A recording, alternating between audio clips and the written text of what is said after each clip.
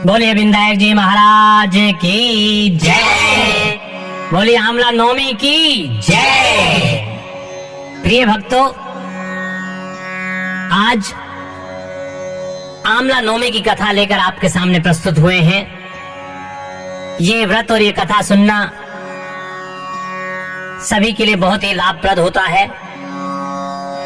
इसके सुनने मात्र से सुनने वाले की सभी प्रकार की मनोकामनाएं अवश्य पूर्ण होती हैं।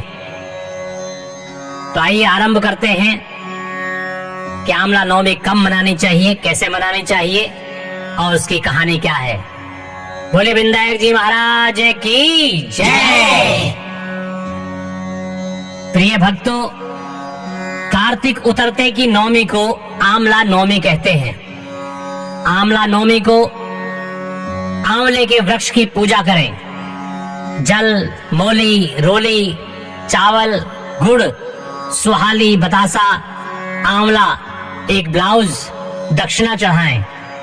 दिया और धूप जलाकर 108 फेरे दें। कहानी कहें, ब्राह्मण ब्राह्मणी को ब्लाउज देकर जिमाएं। धोती दक्षिणा दें। भोजन में आंवले को होना जरूरी है और स्वयं भी भोजन करें। सब कोई ब्राह्मण को दे। आपकी इच्छा हो तो दक्षिणा गहना डालकर लाल कपड़े में बांधकर ब्राह्मण को दे दे। बोले विनायक जी महाराज की जय। आइए भक्तों, आपको सुनाते हैं कि आमला नवमी की कहानी क्या है। तो आरंभ करते हैं। एक आंवलिया राजा था जो रोज एक मन सोने के आंवले दान करता था और बाद में जीमता था। एक दिन उसके बेटों बहुओं ने देखा कि रोज इतने आंवले का दान करेंगे तो सारा धन खत्म हो जाएगा, इसलिए इनका दान बंद कर देना चाहिए। फिर पुत्र आया और राजा से बोला कि आप तो सारा धन लुटा देंगे, इसलिए आप आंवले का दान करना बंद कर दो। तब राजा और रानी उजाड़ में जाकर बैठ गए और वह आंवलों का दान नहीं कर सके, इसलिए उन्होंने कुछ भी नहीं खाया। तब भगवान ने सोचा कि अगर हमने इनका सत नहीं रखा, मान नहीं रखा, तो दुनिया में हमें कोई नहीं मानेगा। तब भगवान ने सपने में आकर कहा कि तुम उठो और तुम्हारे पहले जैसी रसोई हो जाएगी और आंवले का वृक्ष लगा हुआ है, तुम दान करो और जीम लो। तब राजा रानी ने उठकर देखा तो पहले जैसा राजपाट हो गया है और सोने के आंवले वृक्ष पर फैले हुए हैं।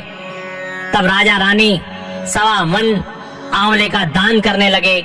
उधर बहू बेटे के धर्म अन्नदाता का बैर पड़ गया। आसपास के लोगों ने कहा कि जंगल में एक आंवलिया राजा है, सो तुम वहां चले जाओ तो तुम्हारा दुख दूर हो जाएगा। वे दोनों वहां पहुंच गए। वहां पर रानी अपने बेटे और बहू को देखकर पहचान गई और अपने पति से बोली कि इन लोगों से काम तो कम कराएंगे और मजदूरी ज्यादा देंगे। एक दिन रानी ने अपनी बहू को बुलाकर कहा कि मेरा सिर धोकर नहला दे। बहू सिर धोने लगी तो बहू के आंख में से पानी निकलकर रानी की पीठ पर पड़ा। तब रानी बोली कि मेरी पीठ पर आंसू क्यों गिरे हैं, मुझे बताओ। तो बहू बोली कि मेरी भी सासू की पीठ पर ऐसे ही मस्सा था और हमने उसे घर से निकाल दिया था। वह 1 मन आंवले का दान करते थे तो हमने उन्हें भगा दिया था। तब सासू बोली, हम ही तुम्हारे सास ससुर हैं, तुमने हमें निकाल दिया था परंतु भगवान ने हमारा सत रखा। हे भगवान, जैसा राजा रानी का सत रखा, उनका सम्मान किया, वैसा ही सबका रखना।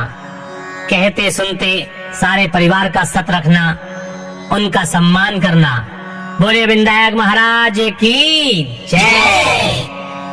प्रिय भक्तों, इस कथा के बाद विनायक जी की कहानी अवश्य सुननी चाहिए। आइए सुनाते हैं आपको विनायक जी की कहानी।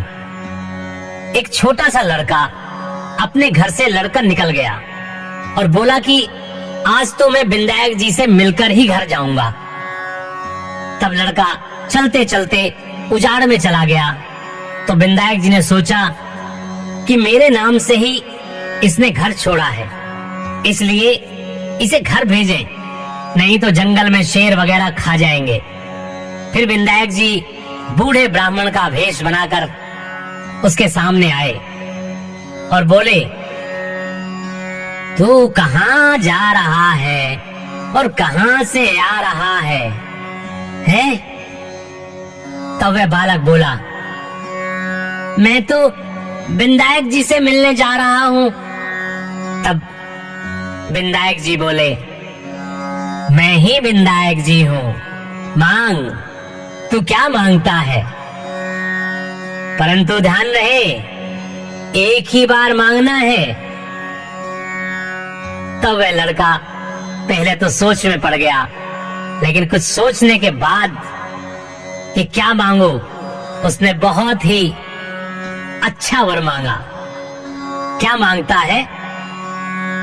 बाप की कमाई मैं रखूं, हाथी की सवारी करूं, दाल भात मुट्ठी परासे, ढोकला मुट्ठी भरकर ढोल, स्त्री ऐसी हो जैसे फूल गुलाब का। इतना मांगने के पश्चात वह लड़का चुप हो गया। विनायक जी ने हंसते हुए कहा, अरे बालक, तूने तो सब कुछ मांग लिया, लेकिन जा, जो तूने मांगा है सब ऐसा ही होगा। फिर वह लड़का घर आया तो देखा कि एक छोटी सी बीड़नी चौकी पर बैठी है और घर में बहुत सा धन हो गया है। तब वह लड़का अपनी माँ से बोला, माँ देख देख माँ, मैं कितना धन लाया हूँ, विनायक जी से मांग कर लाया हूँ, ये विनायक जी ने दिया है। ये सुनकर माँ बहुत प्रसन्न हुई और ढेर सारा आशीर्वाद उसको दिया और उसके पश्चात वे बहुत सुखपूर्वक रहने लगे। हे विनायक जी महाराज, जैसा उस लड़के को धन दिया, जैसे उसे खुशियां दी, वैसा ही सबको देना। जो कहने वाले हैं और इस कथा को सुनने वाले हैं, उन सब के परिवारों को धन और संपदा देना, प्रसन्नता और खुशहाली देना। हे ईश्वर, हे विनायक जी महाराज, जो भी आमला नवमी के दिन इस कथा को सुनेगा, उसकी प्रतिष्ठा संपूर्ण संसार में हो, ऐसा आशीर्वाद देना। बोले विनायक जी महाराज की जय, बोले आमला नवमी की जय।